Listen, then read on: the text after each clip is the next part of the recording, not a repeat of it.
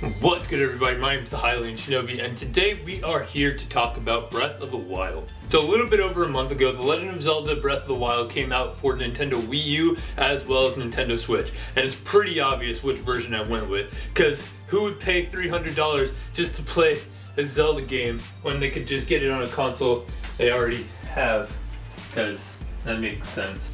So yes, obviously I did get it on Nintendo Switch because I felt like it would be easier to get a Switch right now rather than waiting down the line to get through the holiday rush and whenever a new Pokemon game comes out, Metroid, when Super Mario Odyssey drops, it's just gonna be so difficult to get it. Eventually, a couple of years, it will be easy, but we all know Nintendo, it's not gonna be easy to get for a while. And also, even beyond the in-game differences between the Wii U and Switch version, there are outside benefits that deal with the console itself. Like for example, the Joy-Cons last for 20 hours of battery life. I went a week without charging the Joy-Con when I played Zelda every single day, and they didn't even get below half. While the Wii U gamepad, that would have been dying every hour or so. But enough about justifying my purchase here. Today we are going to be talking about what I love about The Legend of Zelda Breath of the Wild. Now this is going to be a two-part video because while Breath of the Wild is an amazing game, there are plenty of negative things to say about that, so I will link to that at the end of this video. And everything in this video is 100% opinionated. Just because I think something is good or bad doesn't mean you have to, and vice versa. But without any further ado, these are the things that I loved about Breath of the Wild.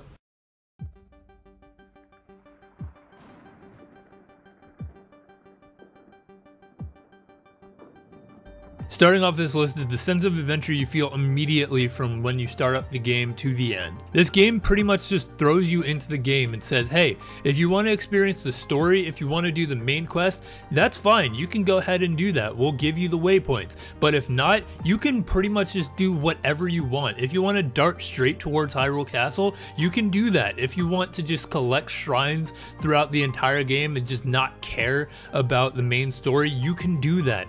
I spent the first half of the game just wandering around Hyrule aimlessly, trying to get shrine after shrine, getting the Korok seeds, doing side quests, until I just happened to walk up on Zora's domain and it started doing the main quest. And the fact that you can do all of this without a care in the world is amazing. This world is just so massive that you can go anywhere and just have a good time. You can find something crazy that you want to check out, you can find a secret, you can find just shrine after shrine after shrine, you can find Korok seed puzzles. There's so much to do in this game. This world is massive, but it doesn't feel empty at all. There are enemy camps, random NPCs that you run into, there are plenty of horse stables, there are side quests, there are shrines, Korok seeds, and so much more to do in this game. All this really gives a good sense of progress even if you aren't following the main quest. You could just be walking down Hyrule, you find a shrine, you get a spirit orb and you can upgrade your health or stamina. You find Korok seeds, you can upgrade your inventory. You find random materials by killing enemies or just picking flowers, you can upgrade your armor. And there's so much stuff like that that makes this world just feel full of stuff to do. So with the game having so much to do in this gigantic world and being an open air format, I still get the urge to pick it up every once in a while, even after 100 plus hours, and I even finished this game after 50 hours of gameplay. So 50 hours later, I still want to play this game.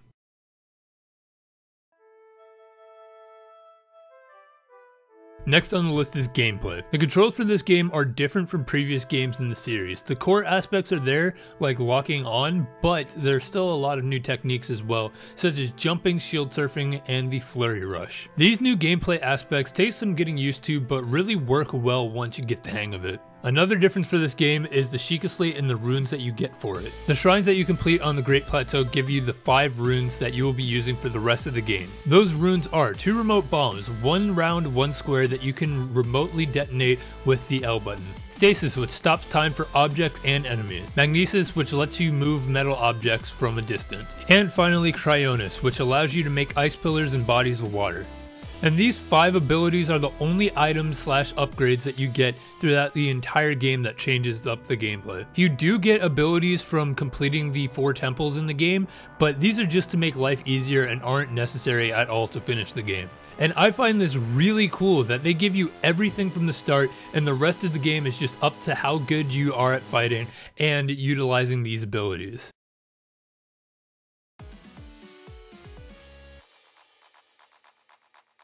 From the beginning, this game does not hold your hand. In Zelda games, I typically try to finish the game without fairies or deaths, but this game swiftly told me that wasn't going to happen, even though the first death was my fault.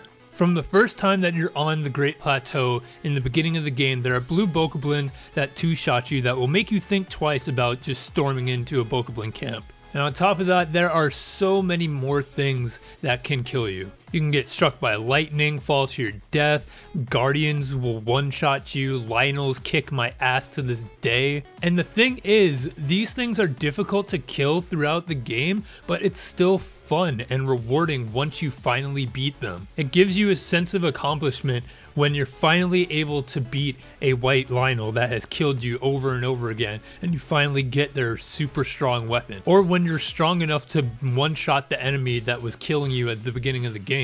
Or even the moment I no longer lived in fear of the guardians. And also, as you progress through the game, the enemies get stronger as well, so you can't just run around aimlessly through Hyrule, swinging your sword through the air causing a path of death and destruction. The enemies get stronger too, with different variants replacing the weaker ones. This is a great and welcome change to the series from the typical ease of 3D Zelda games. I really give props to Nintendo for making it a good balance of challenge without being too painful of an experience.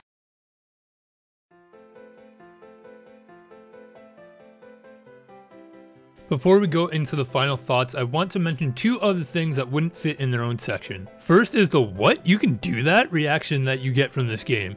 Even after I beat this game, there were plenty of things I hadn't discovered yet that I saw in other people's playthroughs that I then turned on my game and went and discovered for myself as well. And honestly, that's not something that I've experienced since grade school when I first played Pokemon Silver. It's a really cool thing, especially in this day and age of the internet where even with all these people doing playthroughs, walkthroughs, doing reviews, and talking about this game, there's still so much that you might not know from watching one person's playthrough or doing your own playthrough. And the last thing is the story. While I'm not going to go into too much detail because I don't want to spoil it for you guys, I will say that if you choose to get all of the recovered memories, there's a great story behind there to see, and there's also a secret ending. The voice acting surpassed my expectations, and that's really surprising considering how I typically hate English dub, and Zelda's character goes through a great character art throughout this, which made me love the character by the end of it. In conclusion, Breath of the Wild is an amazing game that was well worth the time and the money. Every day I would wake up wanting to play the game and see what I would find next. The experience of the game is like no other I've played before. I've only 100%ed a game once before, and that was Wind Waker HD, but with that game it felt more like I was doing it just to say I've completed a Zelda game 100%, but with this I feel like I'm going for 100% because I want to. While I'm probably not going to go for the golden poop, I definitely want to do all of the shrines and side quests. Overall, Breath of the Wild is a fantastic game that I definitely recommend picking up, whether it's on the Wii U or Switch. And even though it didn't take the spot of my favorite game from Majora's Mask, I think this might be the best game I've ever played. And that is it for this video. Thank you guys for watching. Are there things that you enjoyed about Breath of the Wild that I might have missed? Let me know in the comments. And also make sure you subscribe for more videos like this in the coming future. I have been juggling this idea around in my head for a while, and now I'm finally doing it. And make sure you check out the sister video to this one, the things I dislike about The Legend of Zelda Breath of the Wild. It will be in the end card and in the description. But with all that being said, that is it for this video. So thank you guys for watching. I will see you guys next time. Alright, peace!